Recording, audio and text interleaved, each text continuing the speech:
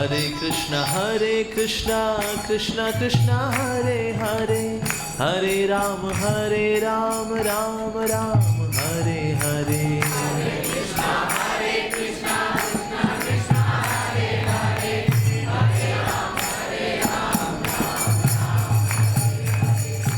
हमारे भगवत गीता में, श्रीमद् भगवत गीता जो भगवान कृष्ण के द्वारा बोली गई है, उसमें भगवान कृष्ण यही बता रहे हैं, दूसरे अध्याय के 47वें श्लोक में, second chapter text 47 Bhagavad Gita में बता रहे हैं, कर्मण्य एवाधिकार, बड़ा श्लोक है, आप सबने सुना होगा, बड़ा फेमस वर्ड है ये, कर्मणि एव अधिकारस्ते मा फलेषु कदाचन। अब इस श्लोक में भगवान कृष्ण क्या बोल रहे हैं? जनरली हम लोग पहले लाइन को कोट करते हैं, कर्मणे एवा अधिकारस्ते, आपको कर्म करने का अधिकार है, आपको कर्म करने का अधिकार है, आपको कर्म करने का अधिकार, यही हमने सुना है, नहीं? अधिकांश हमने यही सुना होगा। लेकिन इसका सेकंड लाइन क्या जानते हैं? मा फलेषु कदाचन। वो कहते हैं कि भगवान कहते हैं कि आप कर्म करो, कर्म करने का आपका अधिकार है, लेकिन फल के ऊपर कोई अधिकार नहीं है। फल के ऊपर कोई अधिकार नहीं है। इसका मतलब क्या है? इसको कैसे समझें? जैसे एक समझ लीजिए किसान है, एक किसान जो है वो क्या करता है? बीज बोता है, होता है कि नहीं बोता है? एक किसान एक बीज बोता है और उसको कल्टीवेट भी करता है लैंड को, हवा पानी भी मिलता है उसको नेचर से, ठीक है? तो वो फिर बीज अंकुरित होता है, पौधा बनता है और धीरे धीरे धीरे फिर वो वृक्ष बनता है। अब वृक्ष में से जो फल निकलने वाला है, वो फल के ऊपर अधिकार नहीं है उस किसान का। इसका क्या मतलब हुआ? क्या वो फल तोड़ नहीं सकता या फल अपने पास नहीं रख सकता? नहीं, इसका अर्थ ये है कि फल खट्टा खट्टा होगा, मीठा होगा, कैसा होगा, नहीं सड़ गया होगा, वो किसान के हाथ में नहीं है।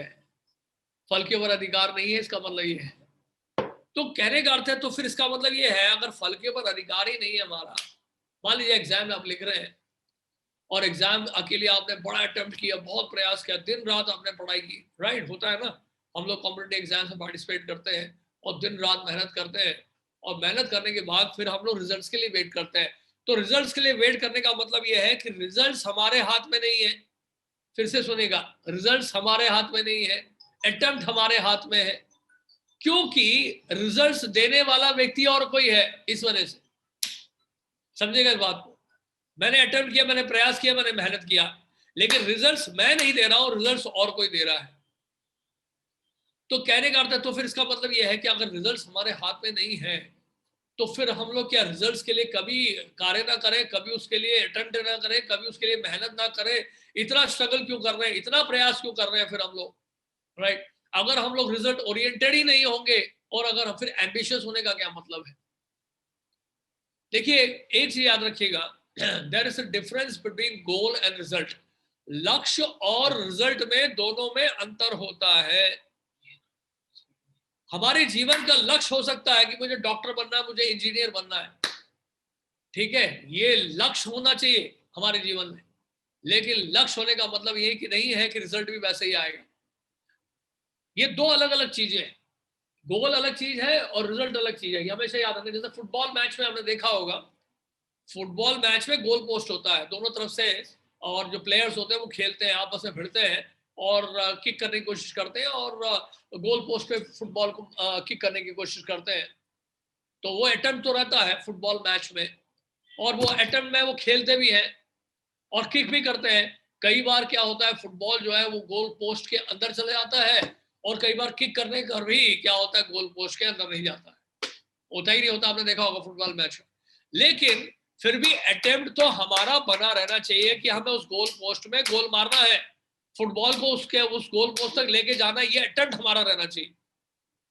तो इस तरह से हमें बात को समझना है। तो इसलिए भगवान गीता में कह रहे हैं कि आपको जो है रिजल्ट्स पे आपका अधिकार नहीं है, लेकिन आपको अपनी ड्यूटी परफॉर्म करने का पूरा अधिकार है।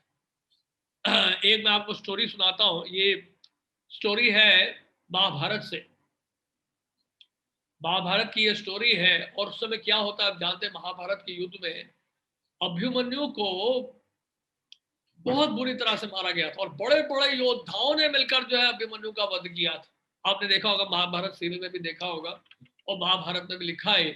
तो बड़े बड़े योद्धाओं ने मिलकर जो है वो अभिमन्यु की हत्या की। और खबर पहुंच गई वहां पर, किसके पास? अर्जुन के पास, माता उत्तरा के पास, पांडवों के पास, सबके पास। और सब रोने लगे। एक बार क्या हुआ, हमारे जो फाउंडर हैं, हमारे फाउंडर आचार्य जो इस्कॉन के हैं, श्रील प्रभुपाद, उनके पास एक बहुत बड़ा स्कॉलर आया था। और वो स्कॉलर आके बोला, स्वामी जी एक बात बताइए, महाभारत में हम देखते हैं जब अभिमन्यु की हत्या की गई, बहुत बड़े बड़े योद्धाओं ने मिलकर अभिमन्यु को मारा, तो उस समय क्या हुआ?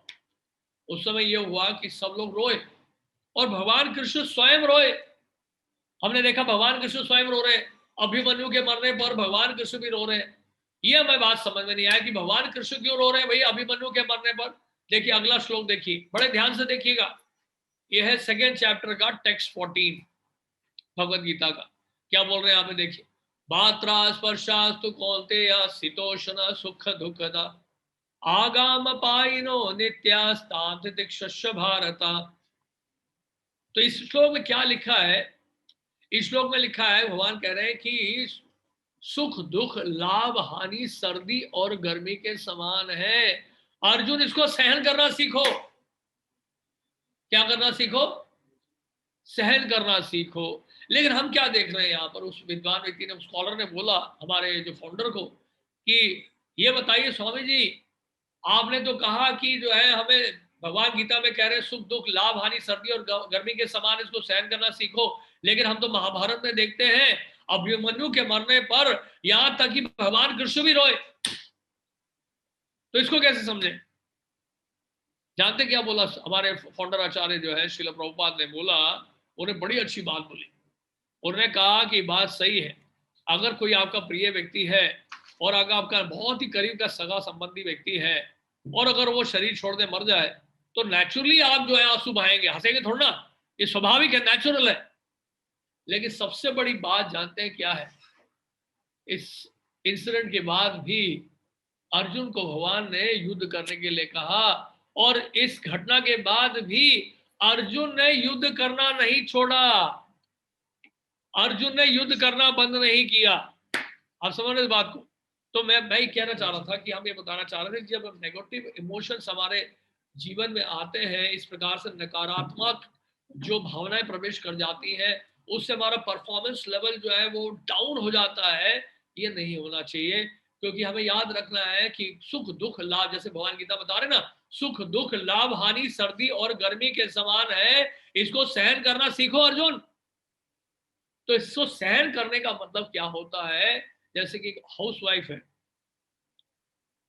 एक हाउसवाइफ है, वो घर में किचन में गर्मी के मौसम में, आजकल का हमें पता नहीं, लेकिन जनरली ऐसा होता था ट्रेडिशनली कि हाउसवाइफ जो है गर्मी के मौसम में भी किचन में जो है कुकिंग करेंगे, इतनी गर्मी होने के बावजूद भी, है कि नहीं?